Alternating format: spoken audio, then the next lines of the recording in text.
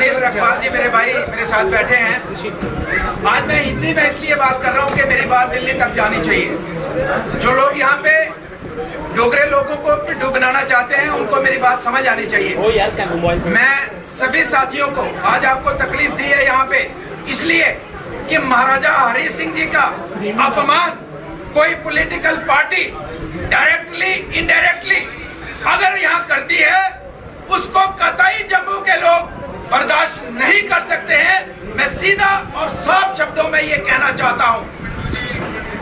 कल आपने एक ड्रामा देखा, एक पार्टी की तरफ से एक नोटिस जारी किया जाता है,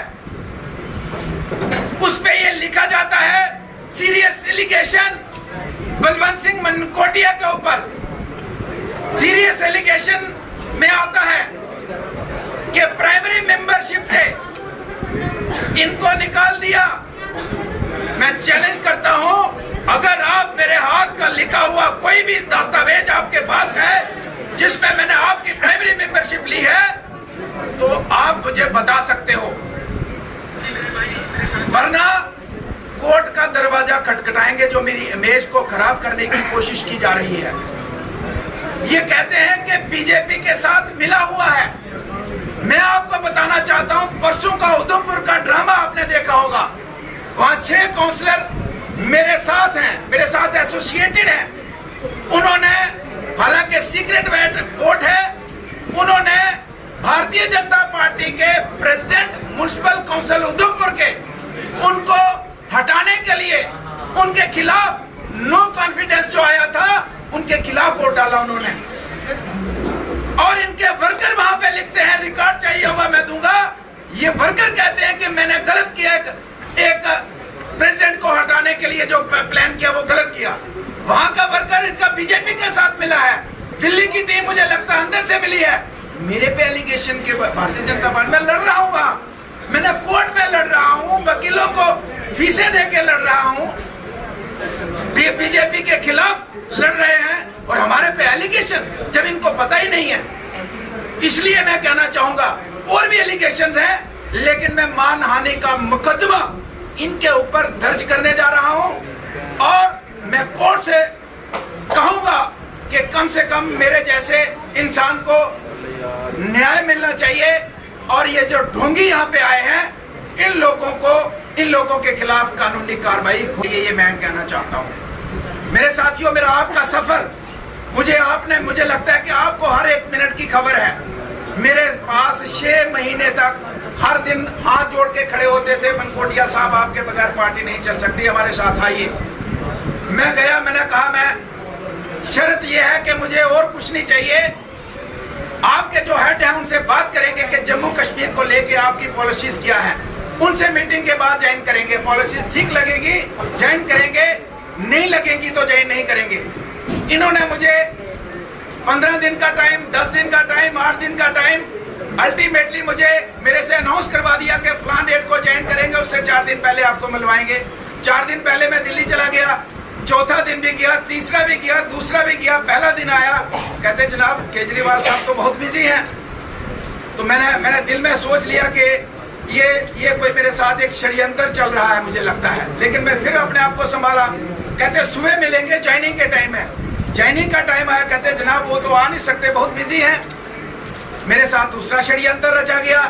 उसके बाद इन्होंने कहा कि उससे पहले कि जम्मू कश्मीर में आप हमारा फेस होंगे, आपकी अध्यक्षता में हम चुनाव लड़ेंगे, कोई भी एक्टिविटी होगी आपके बगैर पूछे बगैर नहीं होगी और जाते ही आपको बड़ी जिम्मेदारी निभानी होगी। आगे उसके बाद हमने एक्टिविटी स्टार्ट कर ली। इन्होंने कहा था कि हफ्ता 10 दिन में आपको जिम्मेदारी जो निभानी है उसके लिए आपको तैयार रहना है। 15-20 दिन हमने एक्टिविटी की। उसके बाद हमने कहा कि भाई कम से कम वहाँ कोई कमेटी बनानी है, किसी को डेजिग्नेशन देनी है, किसी को जिम्मेदारी देनी है। मेरे पास तो कोई है ही नहीं है जिम्मेदारी। तो वेट करते करते 6 महीने निकल गए। 6 महीने के बाद 15 दिन, आज से 15 दिन पहले मुझे ये कहा गया कि मनकोटिया जी आपको प्रोविंशियल प्रेसिडेंट हम बनाने जा रहे हैं और आपकी घोषणा कब करनी है मुझे बताइए।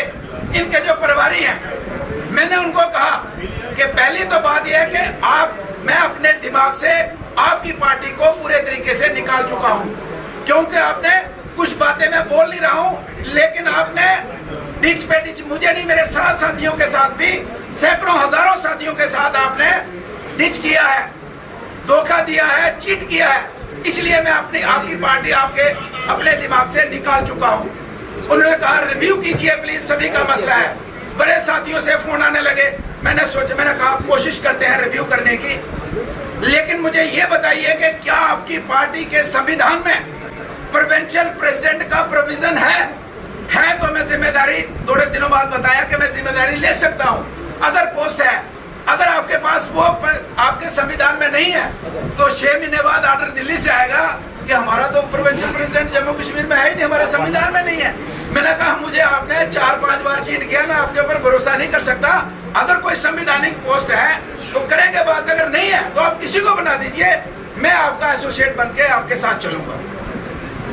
उसके बाद मैंने ये भी सोचा कि मैं रिजाइन कर दूं, लेकिन मैंने रिजाइन इसलिए नहीं किया कि जितने भी जम्मू कश्मीर के लोग बहुत से मुझे देख के उनके साथ ज्वाइन हुए, मैंने सोचा जिस दिन मैं रेजिग्नेशन दूंगा पत्रकार पूछेंगे कि क्या बात है, क्यों छोड़ रहे हो, तो मुझे डेफिनेटली पार्टी के खिलाफ बोलना है।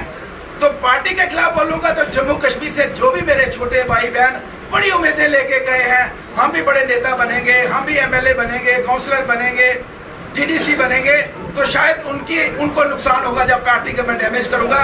इसलिए मैंने उनको भी बता दिया, उनके लीडर्स को बता दिया कि सिचुएशन अगर आपको क्लियर नहीं करते हो कि आपके पास कानून में पोस्ट है या नहीं, संविधान में नहीं करते हो, तो मैं कम से कम आपको ये कहूंगा कि अगर सिचुएशन कभी आई पार्टी छोड़ने की, मैं आपकी पार्टी को डैमेज नहीं करूंगा, चाहे मैं 15 दिन रहा, 20 दिन रहा, मेरा जमीर नहीं मानता कि मैं आपकी पार्टी को डैमेज करूं और जिससे मेरे जितने साथी उनके साथ जुड़े हैं उनका लॉस हो जाए। इसलिए अगर कई सिचुएशन आई तो मैं चुपके से लिख के दे दूंगा और कह दूंगा। अब मेंटली तो मैंने वर्बली तो रिजाइन दे दिया था 15 दिन पहले, लेकिन मैंने कहा कि अगर वैसी जरूरत पड़ी तो मैं छोटा सा आपको लिख के दूंगा, मैं मीडिया में नहीं जाऊंगा ताकि मेरे साथियों का नुकसान ना हो। हम उस तरीके से अपने साथियों के चक्कर में उनको नुकसान ना हो, तो इस चक्कर में हमने तो रेजिग्नेशन वर्बली उनको दे दिया, लेकिन रिटर्न में हमने दिया नहीं, और वो मुझे जस्टिफाई नहीं कर सके कि उनके पास प्रोविंशियल प्रेसिडेंट की पोस्ट संविधान में, मैंने जो उनका संविधान पढ़ा वहां कोई पोस्ट नहीं थी प्रोविंशियल प्रेसिडेंट की, कोई पोस्ट नहीं है। तो इसलिए मुझे एक बार फिर से बेवकूफ बनाने का जो उनका षड्यंत्र था वो कामयाब नहीं हो पाया। फिर उन्होंने देखा कि मेरी इमेज को किस तरीके से डैमेज किया जाए, मुझे कैसे डैमेज किया जाए, तो आज उन्होंने कोशिश की है। लेकिन मैं आपको ये कहना चाहूंगा कि जम्मू कश्मीर में आम आदमी पार्टी के जितने भी कार्यकर्ता वहां पे हैं, मैं उनको कहना चाहता हूं, मेरे भाई और बहनों, मैं आपका पॉलिटिकल दोस्त नहीं, मैं आपका परिवार का मेंबर हूं। जब भी किसी साथी को कोई समस्या होगी, उनको लगेगा कि मैं उनके काम आ सकता हूं, मैं उनके साथ खड़ा होगा। मैं पार्टी के लेवल पे नहीं, एज ए बलवंत सिंह उनके परिवार के मेंबर। रही लास्ट की बात, जो मेरा सफर मैंने बताया, लास्ट में मैं आपको कहना चाहता हूं मेरे साथियों, बलवंत सिंह गोटिया का एक षड्यंत्र के तहत मेरा कत्ल किया गया है। एक बहुत बड़ा षड्यंत्र रचा, 6 महीने पहले और 6 महीने बाद एक षड्यंत्र रचा कि एक आदमी जो जम्मू के अंदर बोलने वाला है उसको किस तरीके से जमा किया जाए, कत्ल किया जाए। एक षड्यंत्र के तहत बलवंत सिंह जी को मारा है, बलवंत को मारा है। लेकिन मैं कहना चाहूंगा बलवंत सिंह जी का मारने का जो षड्यंत्र है, पॉलिटिकल कत्ल करने का षड्यंत्र है, मेरा चिन्ह जागेगा, मेरा चिन्ह जागेगा। और मैं ऊपर वाले से दुआ करता हूं कि अगर मैं गलत हूं तो मुझे सजा दे। अगर ये लोग गलत है जो मुझे षड्यंत्र के तौर पे मुझे पार्टी से ज्वाइन करने से पहले 6 महीने और बाद में 6 महीने जो षड्यंत्र चलता रहा, अगर ये लोग गलत हैं तो ऊपर वाले से दुआ करूंगा इनका एक भी एमएलए यहाँ से बन के नहीं जाना चाहिए। इन दिल्ली के 400 लोगों का जो यहाँ पे आके हमें बेवकूफ बनाते हैं, उन लोगों को मैसेज जाना चाहिए, उनको संदेश जाना चाहिए कि जम्मू के लोग महाराजा का, डोगरों का, जम्मू कश्मीर का अपमान कभी बर्दाश्त नहीं कर सकते हैं। मैं यही कहना चाहता हूँ।